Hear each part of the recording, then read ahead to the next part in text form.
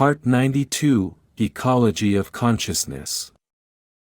Listen to a part of the sayings from the book, Culture of Energy Living, on the topic, Ecology of Consciousness, by Dr. Lubisha Stoyanovich, who received all of the above from the superintelligent energies of the cosmos in deep meditation.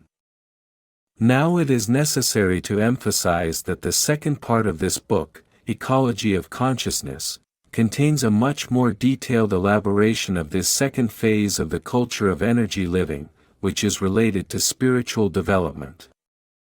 At the same time, it can exist without any knowledge of the energy way of living. This means that a person, in this sense, can think and act in harmony with the will of the Creator, that they have exclusively positive and neutral thoughts, that they do not have or very rarely have negative thoughts, which, without any knowledge of the energy structures of man, even and without any knowledge of religious directions and rules, to lead a person to a positive way of thinking with a natural way of thinking. Only when different relationships between people and relationships with the surroundings are included in this way, the negative thoughts begin to appear that simply suppress the way of thinking that we could call natural. This means that without any influences, a person normally thinks naturally, instinctively, in harmony with the will of the Creator. However, as is well known, man today, and for a long time already, has as his ultimate goal in life mainly the acquisition of wealth and power. These two ways of thinking automatically lead to the creation of negative thoughts, because neither wealth nor power can be acquired with a positive way of thinking, humanity, altruism, moral behavior.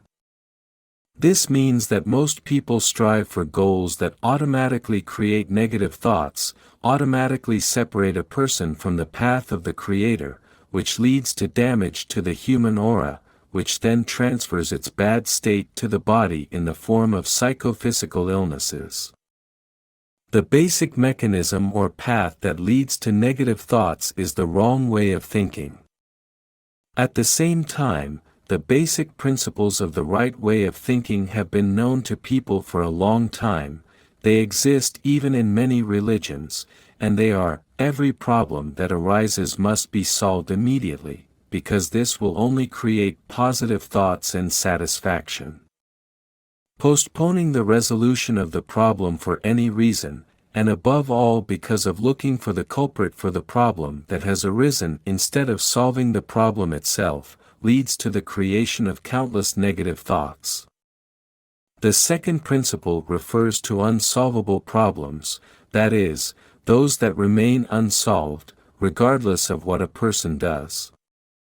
In that case, one should accept the situation for which there is no solution and behave as if it does not exist.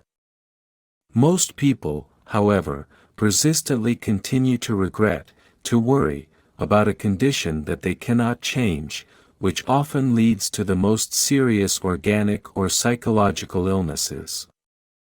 These are, in other words, the ways in which we get to our illnesses, both organic and psychological, in most cases. What should be the ecology of human consciousness, so that these diseases and other bad conditions do not occur? By accepting the principles that have just been presented, the number of negative thoughts will be reduced to a minimum, which will allow a person to have an excellent nervous system, complete organic and psychological health, which makes them an extremely positive person who thinks and lives in accordance with the will of the Creator, and who is humane and moral. When a person ascends to this level, the possibilities of rapid and very successful spiritual development are open to them, the ultimate goal of which is enlightenment, but also every step taken on that path is extremely precious.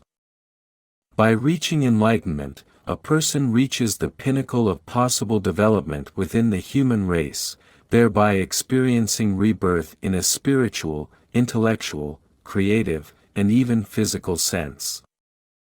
Therefore, the goal of every person should be enlightenment and everyone should strive for it, regardless of whether they will achieve it in this life or if it will happen in the next. The treasury of sacred knowledge is grateful for your interest and sends you a lot of spiritual patience and love.